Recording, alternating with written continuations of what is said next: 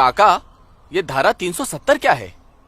धारा 370 क्या है ये जानने के लिए 42 साल पीछे जाना होगा बेटा। अंग्रेजों ने टू नेशन थियरी के तहत हिंदुस्तान के दो टुकड़े कर दिए, एक हिंदुस्तान और पाकिस्तान। पाकिस्तान की बहुत इच्छा थी कि जम्मू कश्मीर का विलीनीकरण पाकिस्तान में हो जाए, और राजा हरि सिंह चाहते थे कि कश्मीर एक स्वतंत्र देश रहे। वो न हिंदुस्तान में विलीन होना चाहते थे न पाकिस्तान में। और तब पाकिस्तान ने खूनी खेल खेला। अक्टूबर 1947 में पठानी कबायलियों को जम्मू कश्मीर के खिलाफ उकसाया, कश्मीरी पंडितों का कत्लेआम करवाया। ऐसे हालात देखकर राजा हरि सिंह ने घबराकर नेहरू जी से कहा, कृपा करके आप कश्मीर को बचा लीजिए। मैं ऐसे हालात में चाहता हूं कि कश्मीर का विलीनीकरण भारत में ही हो जाए, सेना भेजिए। लेकिन जब तक भारतीय सेना कश्मीर पहुंची बहुत देर हो चुकी थी। न जाने कितने कश्मीरी पंडितों का कत्लेआम हो चुका था। कश्मीर का 1/3 हिस्सा पठानी कबायलियों ने अपने कब्जे में कर लिया था। लेकिन अपनी इस नीच हरकत के बाद भी पाकिस्तान बाज नहीं आया। पठानी कबायलियों और भारतीय सेना के बीच युद्ध जारी रखा पाकिस्तान ने।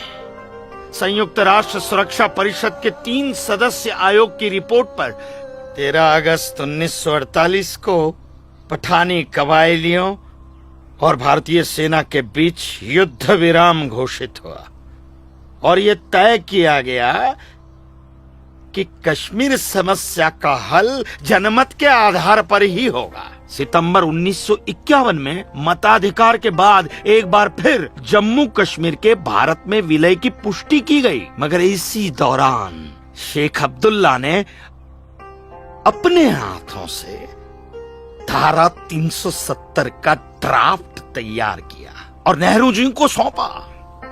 सरदार पटेल और आम्बेडकर साहब की मर्जी के खिलाफ 1952 में नेहरू जी ने इसे लागू भी कर दिया।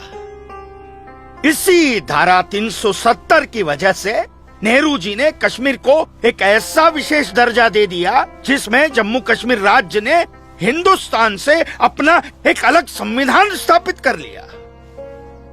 इसी धारा 370 की वजह से हमारे हिंदुस्तान का राष्ट्र ध्वज अलग है और कश्मीर का भी ध्वज अलग।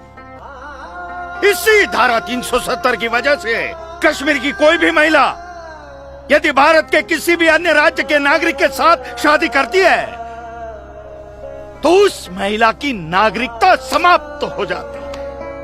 लेकिन यदि वो महिला अगर किसी पाकिस्तानी नागरिक के साथ शादी करती है तो पाकिस्तानी नागरिक कश्मीर का नागरिक हो जाता है, हिंदुस्तान का नागरिक हो जाता है। इसी धारा 370 की वजह से भारत के किसी भी अन्य राज्य का नागरिक जम्मू कश्मीर में जमीन खरीद नहीं सकता, व्यापार नहीं कर सकता।